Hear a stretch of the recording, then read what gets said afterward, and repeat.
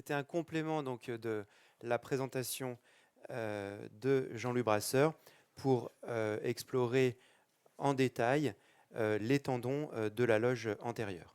Donc vous savez qu'il y en a 4, en fait il y en a 3 constamment, et un quatrième qui est inconstant. Donc le tibial antérieur, de médial en latéral, le tibial antérieur, le long extenseur de l'hallux, le long extenseur des orteils. Et puis parfois, on le verra, vous pouvez avoir donc un péronéus tertius qui est en fait au sein de la gaine commune du long extenseur des orteils. En fait, ces tendons sont longilignes, mais ils vont avoir des courbes, et donc pour qu'ils restent plaqués contre les corticales osseuses, il va falloir des rétinaculums, des brides en fait, pour les maintenir en place. Ces deux rétinaculums sont donc le rétinaculum supérieur des extenseurs, qui est horizontal ici, et un rétinaculum qui est en dessous, 2 cm à peu près en dessous, inférieur des extenseurs, qui a une forme un peu plus particulière, en Y, vous voyez comme ici présenté sur ce schéma, des fois en X avec un petit faisceau qui vient ici, supéro-externe. Et puis, bien sûr, il y a des éléments vasculonerveux qui vont passer au milieu des tendons, et celui qui va nous intéresser, c'est l'artère tibiale antérieure et le nerf fibulaire profond. On le reverra après. Donc ces muscles de la loge antérieure qui vont se finir en tendon au niveau de la cheville, c'est de médial en latéral le tibial antérieur, qui est donc avec donc, une fonction de flexion dorsale, mais également d'adduction et de supination de la cheville. Ensuite, un peu plus en latéral, vous avez le long extenseur de l'hallux qui, lui, a essentiellement une fonction d'extension du gros orteil. Et puis ensuite, vous avez le long extenseur des doigts qui, lui, va avoir une fonction assez complexe aussi de flexion dorsale, abduction et pronation de la cheville. Et puis le troisième fibulaire, qui donc lui a une fonction plus propre de pronation de la cheville. Donc si on commence par le premier, le plus médial, il va s'insérer, voyez, tout en haut, au niveau du condyle latéral du tibia, et sur les 2/3 supérieurs de la face externe du tibia. Il va descendre de manière relativement rectiligne, et puis son insertion, elle est très médiale. Et on a souvent tendance en fait à regarder, à vouloir le suivre en fait le long de la face dorsale du pied. Et en fait, vous allez voir que l'insertion de la grosse insertion de ce tendon tibial antérieur, elle est vraiment au niveau du premier cunéiforme, mais également à la base du premier méta, sur son bord très médial. Et parfois, en fait, des douleurs du versant médial du pied, qui ne font pas trop leur preuve, on va dire, avec des examens de première intention, ben, ça vaut le coup d'aller bien regarder cette insertion du tibial antérieur, parce que vous pouvez avoir des anthésopathies à cet endroit-là, qui peuvent mimer des douleurs, des fois même de la voûte plantaire en fait, en regard, puisqu'on n'est pas loin. Donc voilà, en fait, si on le prend de proximal en distal, ce tendon, et vous voyez qu'on regardera un petit peu dans la démonstration après. Et ce qui est intéressant, puisque en fait, on a l'habitude de le regarder, en particulier quand on regarde les pathologies inflammatoires et qu'on essaye de regarder s'il y a des épanchements autour de ce tendon. Mais ce qui est intéressant aussi, là, c'est d'aller un peu plus loin et d'aborder les rétinaculums, dont on a déjà un petit peu parlé dans le topo d'avant. Mais vous voyez, on les retrouve ici en coupe transversale, puisqu'en fait, c'est des brides. Donc évidemment, ils viennent en fait croiser ce tendon tibial antérieur et ceux dont on parlera après. Donc vous avez, vous voyez, le rétinaculum supérieur avec la petite flèche rouge. Et puis quand on descend, à peu près au niveau de la tête du talus, vous allez avoir ce rétinaculum inférieur qui est moins bien visible, mais quand même qu'on arrive à distinguer juste en superficie en fait, du tendon tibial antérieur. Alors il y a des valeurs chiffrées de normalité, en fait, de largeur et d'épaisseur de ce tendon qui ont été proposées. Je pense que ça n'a pas beaucoup d'importance. Il faut juste se rappeler quand même qu'après le tendon d'Achille, c'est le deuxième plus gros tendon en fait, de la cheville. Donc voilà, quand on va le repérer, on le repère assez facilement. C'est vraiment le tendon qui est le plus large en fait, sur la partie antérieure de la cheville. Et je vous disais donc, ne pas hésiter à aller faire une inclinaison de sa sonde pour partir vraiment sur le côté médial, en fait, du cunéiforme, du premier cunéiforme, pour aller repérer son anthèse et éventuellement des pathologies d'insertion à cet endroit-là. Le long extenseur de l'hallux, donc le deuxième, lui, il va s'insérer au niveau de la fibula, sur sa face médiale, et également sur la membrane interosseuse. Et puis ensuite, il va rester dorsal tout du long.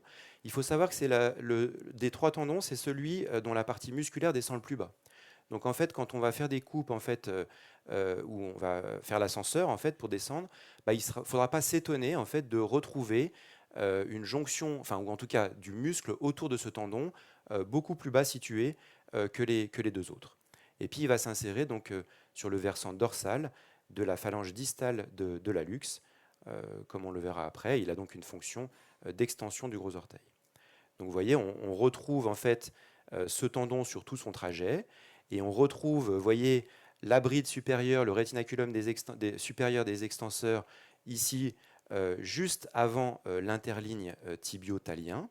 Et puis ensuite, vous avez en regard du dôme du talus le rétinaculum inférieur des extenseurs qui vient encore une fois croiser en superficie ce tendon long extenseur de l'hallux.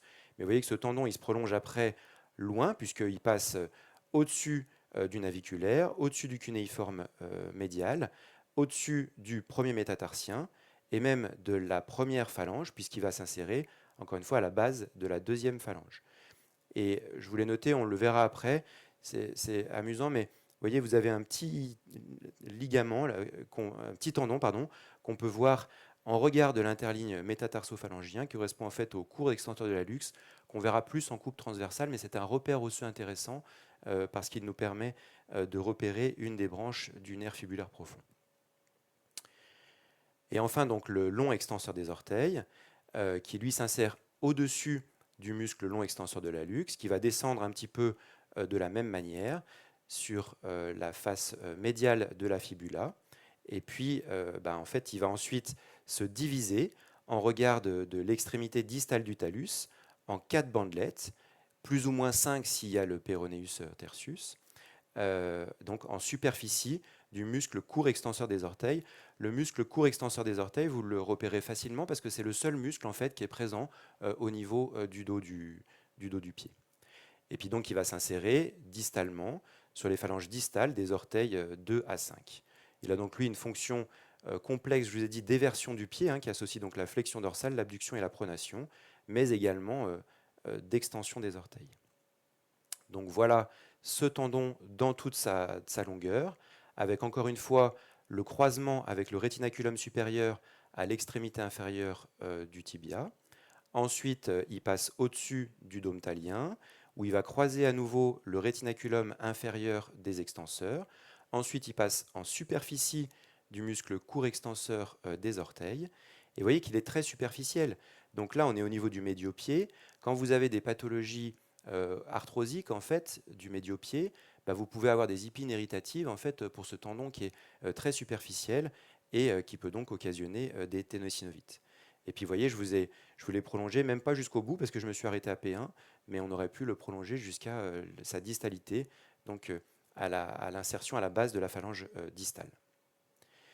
Et alors, ce petit paquet vasculo-nerveux au milieu de ces tendons, il est situé où? Il est en fait entre le long fléchisseur de l'hallux et le long fléchisseur des orteils. Et vous allez avoir en fait sur le versant médial, vous allez avoir l'artère tibiale antérieure, et sur la partie latérale, enfin en latérale par rapport à cette artère, vous allez avoir le nerf fibulaire profond, qui est donc ici logé entre les deux. Donc ce petit muscle qui est inconstant, je vous disais, ce troisième fibulaire, il va naître aussi à peu près au même endroit que le muscle long extenseur des orteils. Et vous voyez qu'il a une gaine commune en fait avec ce long extenseur des orteils, mais lui va s'insérer beaucoup plus en avant puisqu'il va s'insérer en fait à la face dorsale de la base du cinquième métatarsien.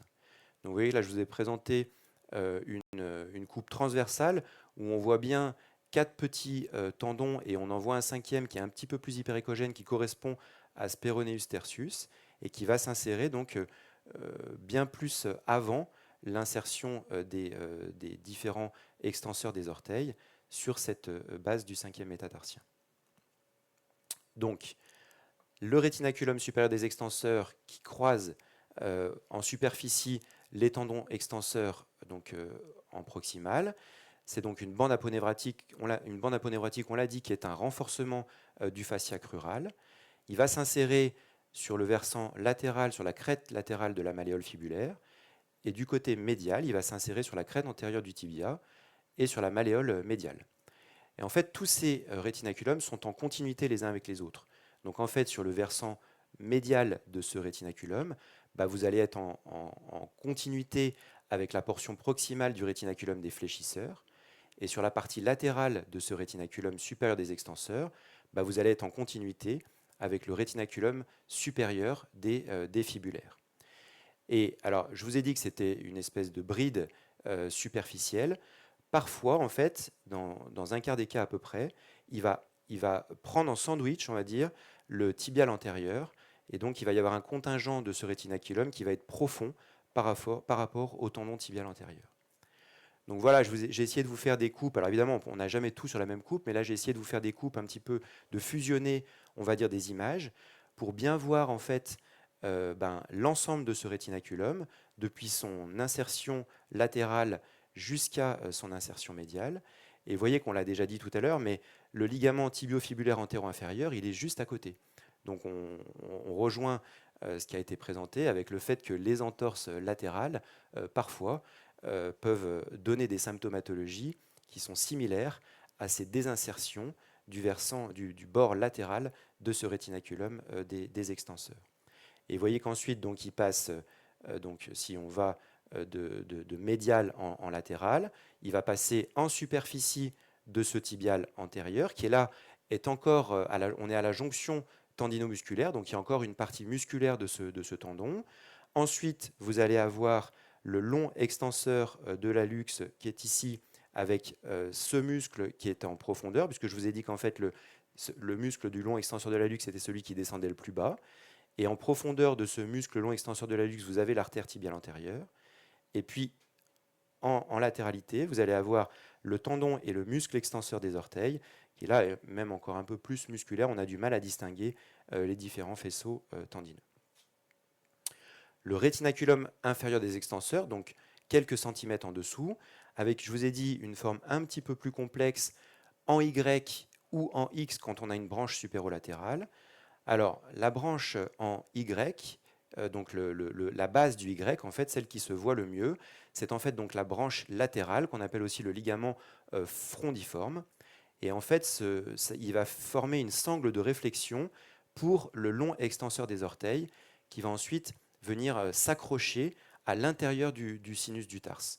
On le verra tout à l'heure dans la présentation de Benoît, il y a des belles images avec des coupes du sinus du tarse où on voit très bien l'insertion en fait de cette boucle-là, de ce lasso qui vient en fait plonger en superficie ici du sinus du tarse. Mais pour la partie qui nous intéresse, qui est donc le rétinaculum inférieur des extenseurs, le voilà. Il s'agit donc de celui-là, qui ensuite se prolonge, vous voyez, ici, en superficie du long extenseur de l'hallux, là ici. Et puis si on continue, c'est là où vous allez avoir vos deux branches en Y. Donc si on prend la branche supérieure de ce tibial antérieur qui est ici, vous allez avoir, vous voyez ici, la partie en fait qui passe dessous le tibial antérieur. Et je ne vous ai pas montré l'image, mais il y aurait aussi éventuellement on pourrait voir une partie superficielle de ce rétinaculum ici, puisqu'il prend le tibial antérieur en sandwich. Et puis la partie, donc la branche inféromédiale qui est ici et qui correspond en fait donc à la continuité de la branche latérale qu'on avait présentée avant pour aller justement s'insérer là ici, donc avec le tibial antérieur et s'insérer en fait jusque sur l'os naviculaire. Donc là aussi, il ne faut pas hésiter à aller courber sa sonde, enfin incliner sa sonde, on va dire, pour aller vraiment rechercher son insertion sur le versant tout médial du pied. Et puis donc, je vous ai dit, la dernière branche qui est supérolatérale et inconstante, qui est représentée en bleu ici sur ce petit schéma, elle va aller s'insérer sur la malléole latérale, et donc on est tout à proximité du ligament tibio-fibulaire antéro-inférieur, et donc donner des douleurs similaires aux entorses latérales. Donc voilà, hein, représenté en synthétique, en fait, l'ensemble de ce rétinaculum inférieur des extenseurs. Avec, vous voyez, on distingue très bien la partie latérale avec le lasso, on distingue très bien jusqu'au tibial antérieur, puis après, c'est moins net, mais parce qu'en fait, il faut avoir cet exercice de monter et de descendre pour aller prendre les deux branches en fait, du Y pour le repérer jusqu'à son insertion sur la malléole médiale. Alors ces pathologies des tendons extenseurs, en fait, nous, on a moins l'habitude de les voir en rhumatologie, on va dire, inflammatoire, parce que en fait, c'est souvent des pathologies de surmenage, mais parce que c'est des pathologies qu'on voit moins souvent probablement dans notre pratique, mais néanmoins, quand il y a donc des chaussures inadaptées, un lassage trop serré, etc., il peut y avoir par exemple des compressions, et en particulier donc des tendinopathies ou des ténosynovites. Alors souvent, du fait des rétinaculums, ça peut faire des ténosynovites un peu sténosantes, et puis des fois ça peut se rompre, on va voir des images juste après. Le tibial antérieur, je vous ai dit de ne pas oublier son insertion, parce que les anthésites, qu'elles soient mécaniques ou inflammatoires d'ailleurs, sont très fréquentes, et donc il faut aller les repérer, c'est des causes de douleur interne. Et puis, la pathologie du long extenseur des orteils, je vous ai dit, c'est plutôt des choses qu'on voit dans les pathologies arthrosiques dégénératives, avec des petits ostéophytes sur l'os naviculaire qui peuvent entraîner des bursites ou même, on va dire, aboutir à la rupture de certains de ces branches de ces tendons extenseurs. Et puis les rétinaculums, on l'a vu, ils peuvent se désinsérer ou se rompre. Alors voilà, une image assez typique de ténosynovite que là, on a l'habitude de voir dans les pathologies rhumatismales de type polyarthrite rhumatoïde. Voilà ici, vous voyez, une tendinopathie du tibial antérieur avec un aspect, vous voyez, un aspect fibrillaire qui est discontinu et hypoéchogène, donc œdématie inflammatoire, et donc qui signe en fait une tendinopathie. Vous voyez, par rapport au contrôle latéral, une image qui est beaucoup plus hypoéchogène. On n'arrive plus du tout à distinguer l'aspect fibrillaire du tendon. Et puis cette anthésopathie distale du tibial antérieur, donc elle est le repérer sur son insertion sur le cunéiforme. Donc rien de bien spécifique, c'est la sémiologie des anthésopathies avec un aspect hypoéchogène et épaissi de l'insertion de cette anthèse sur le cunéiforme médial. Les rétinaculums, je l'ai dit, ils peuvent être également s'épaissir. Et donc là, c'est plutôt par rapport au côté contralatéral qu'on verra, mais des fois, vous voyez des épaississements qui peuvent être importants, hein, qui peuvent être quasiment aussi épais que le tendon tibial antérieur lui-même. Voilà.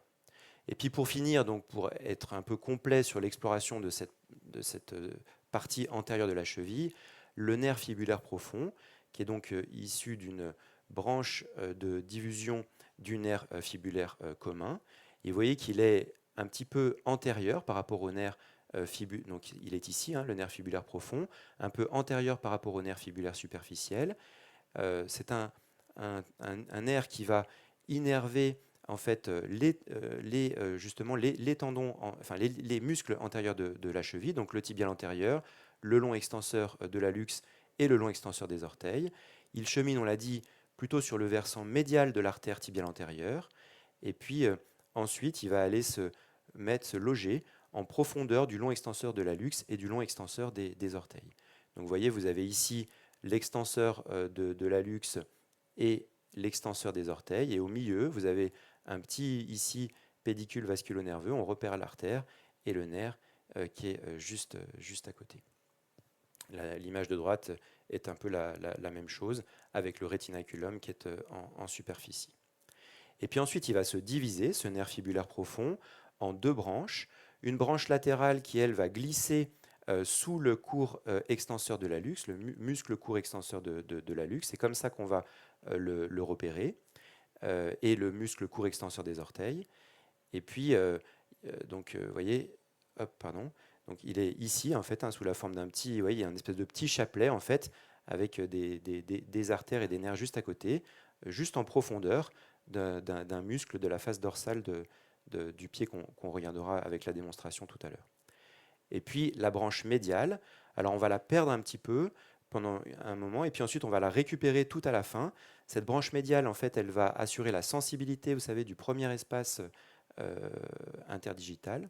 Et en fait, on va la repérer tout à la fin, quasiment au niveau de l'articulation métatarso-phalangienne, parce qu'en coupe transversale, on a un petit point qui nous, on a des repères qui nous aident bien.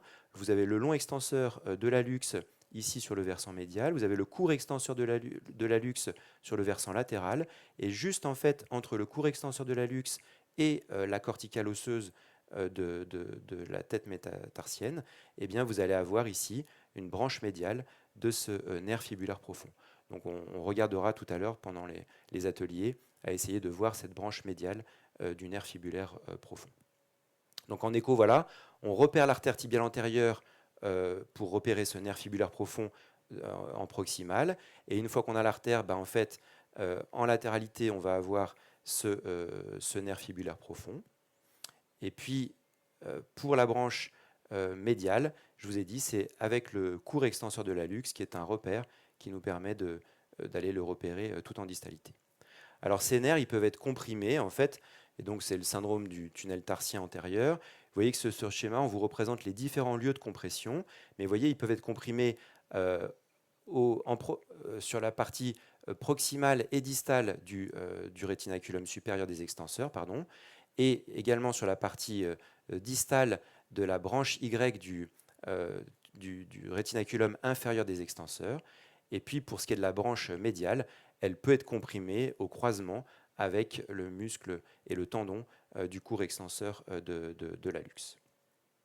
Donc voilà, analyser ces trois tendons de manière successive, c'est intéressant puisqu'il peut y avoir des lésions en particulier au croisement avec les rétinaculums et en regard des corticales osseuses qui sont sous-jacentes. Et ne pas oublier d'aller les repérer jusqu'à leurs insertions distales, en particulier pour ce qui est pathologie anthésitique, aussi bien en pathologie inflammatoire, dans le rhumatisme psoriasique par exemple, c'est très fréquent, qu'en pathologie mécanique. Et donc du coup, je vais vous montrer un petit peu comment ça s'articule tout ça.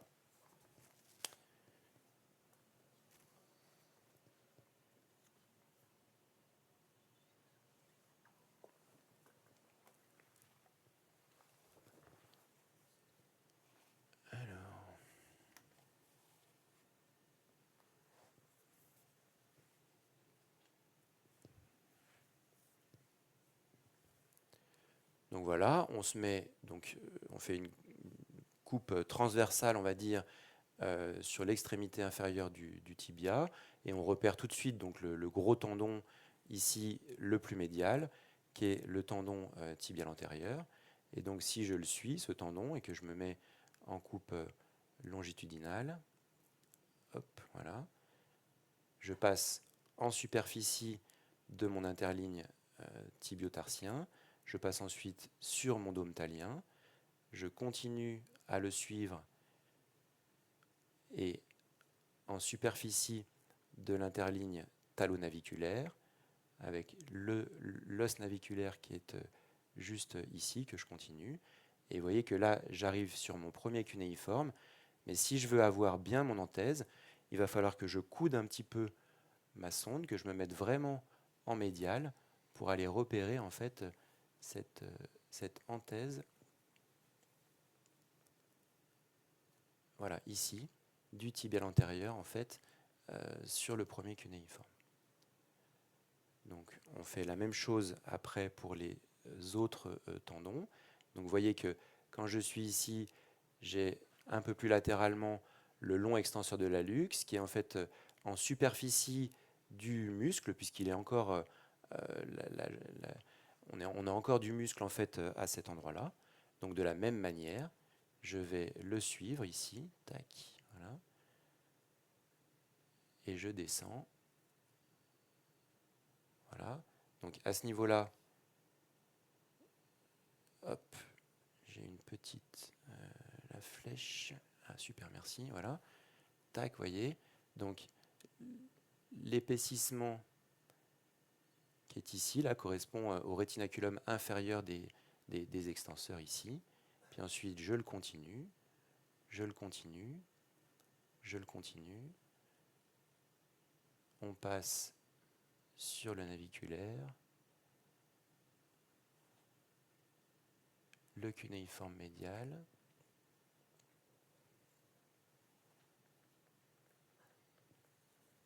J'ai pas assez de gel évidemment, voilà. Le premier métatarsien, et vous voyez que là il est encore très superficiel à cet endroit-là.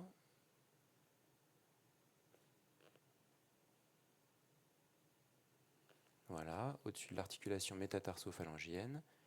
Et vous voyez,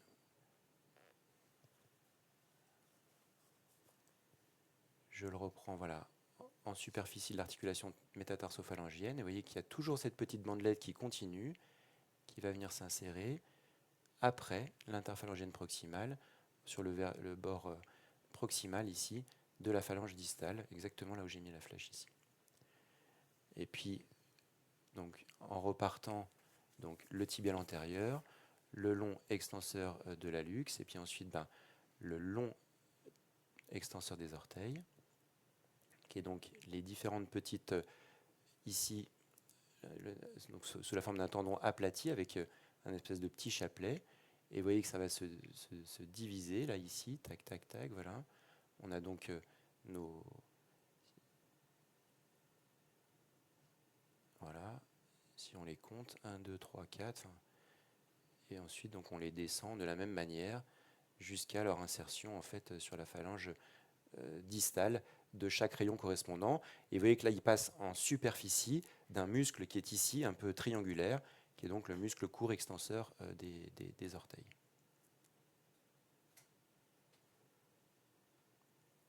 Donc, je les suis, donc c'est vraiment des petites bandelettes qui sont très très fines. Et si par exemple je suis celle-là, hop, voilà, elle est là. Tac. Je la récupère ici.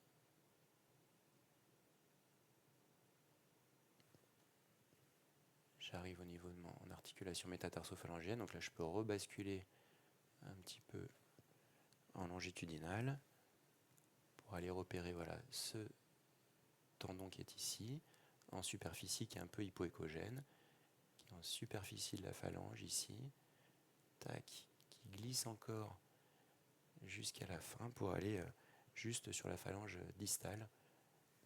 Alors évidemment il faut mettre plus de gel, mais hop, voilà. Voilà, avec l'anthèse qui est ici, juste à la base de la phalange distale, en fait, de ce... ici, on est au niveau du deuxième rayon. Et puis, donc une fois qu'on a regardé... Alors, ici, est-ce qu'il a un péronéus ?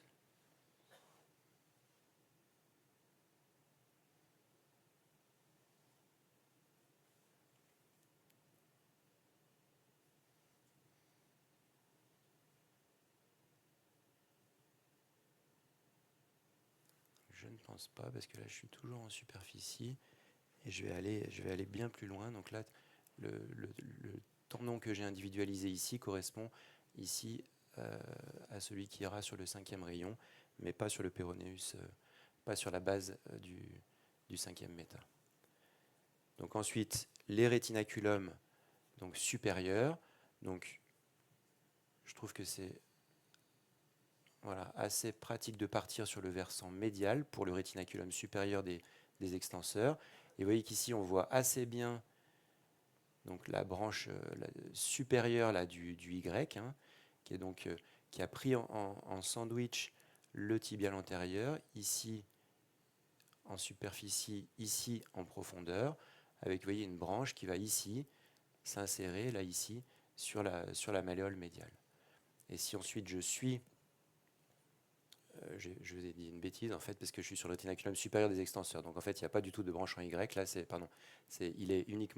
il est longiligne, et rectiligne, et donc on a par contre, il prend en sandwich ici le tibial antérieur, et il va s'insérer sur la malléole médiale qui est ici.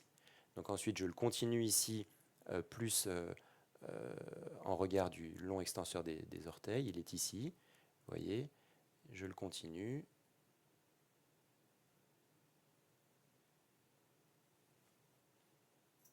Tac.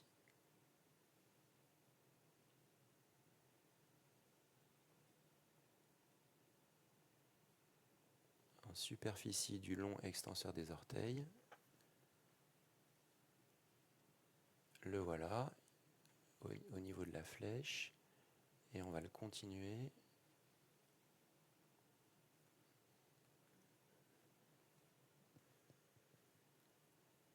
Voilà, jusqu'à son insertion ici, sur la malléole latérale.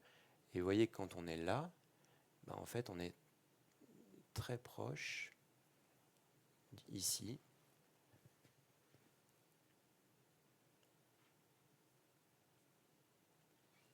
du ligament qu'on a repéré tout à l'heure, le ligament tibiofibulaire antéro-inférieur, qui est en fait ici. Donc en fait, vous voyez, les deux structures sont finalement vraiment assez proches l'une de l'autre.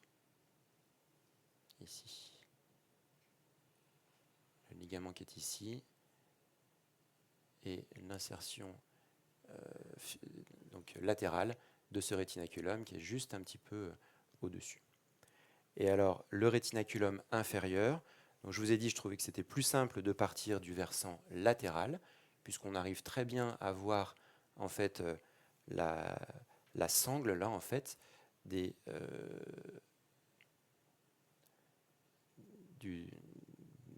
extenseurs des orteils, voilà, qui est repéré ici assez facilement. Et vous voyez que si je prolonge cette sangle là sur le versant latéral, je vais arriver dans mon sinus du tarse, qui est représenté en fait cette espèce de puits sans fond là, isoécogène. Donc ce sinus du tarse qui est ici, et en superficie, on a le rétinaculum inférieur des extenseurs. Donc ce rétinaculum, on le suit, voilà, avec cette sangle de réflexion.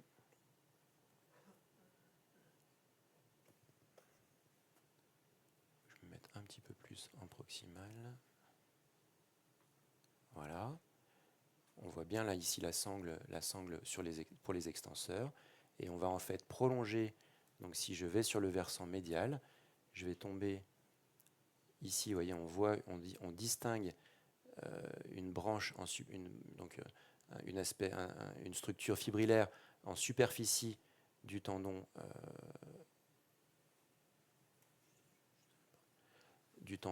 long extenseur de l'hallux. Voilà. Et on prolonge, vous voyez qu'on voit une petite bande hypoécogène, ici, qui passe au-dessus du tibial antérieur. Et ensuite, donc, je remonte un petit peu pour aller prendre ma branche en Y. Donc la branche supérieure, donc la branche supéromédiale, pour aller la repérer jusqu'à son insertion. Hop.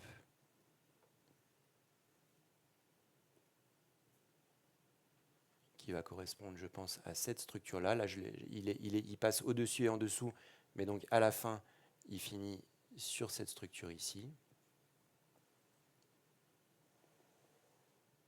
Ça, c'est donc pour la branche supéromédiale. Et la branche inféromédiale, en fait, il va falloir suivre, qui n'est pas toujours facile à voir, mais il va falloir suivre. Donc on repart du long extenseur de l'hallux et on va suivre en fait une structure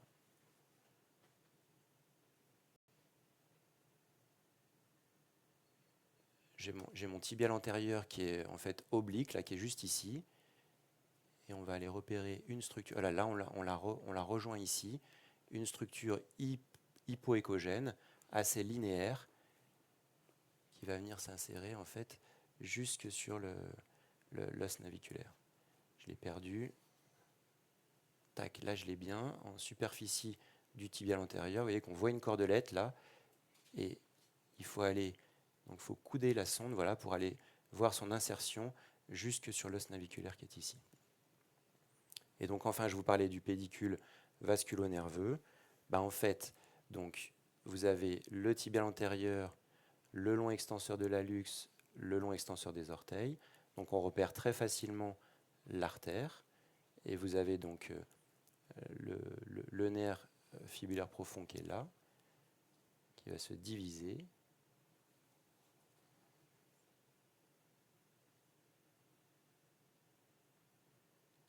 Donc la branche latérale qui va être en profondeur du court extenseur des orteils. Donc si on, il doit être par ici. Et la branche médiale, donc on remonte. Tac, voilà.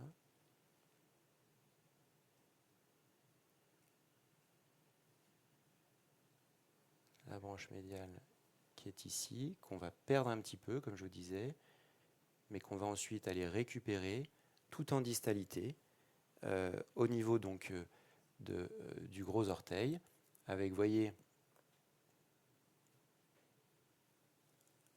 le long extenseur de l'hallux qui est ici, le court extenseur de l'hallux qui est là, et qui vient croiser le court extenseur. Vous avez un petit, ici, dessous, un petit pédicule vasculonerveux qui correspond à la branche médiale, ici, de ce nerf fibulaire profond. Vous voyez que tac, il est ici, là, il vient vraiment tout au contact, en fait, de ce court extenseur ici de l'hallux. Et donc, on explique bien les compressions potentielles au croisement avec ce tendon. Voilà les différentes structures tendineuses et nerveuses que je voulais vous montrer en fait pour cette partie antérieure de la cheville.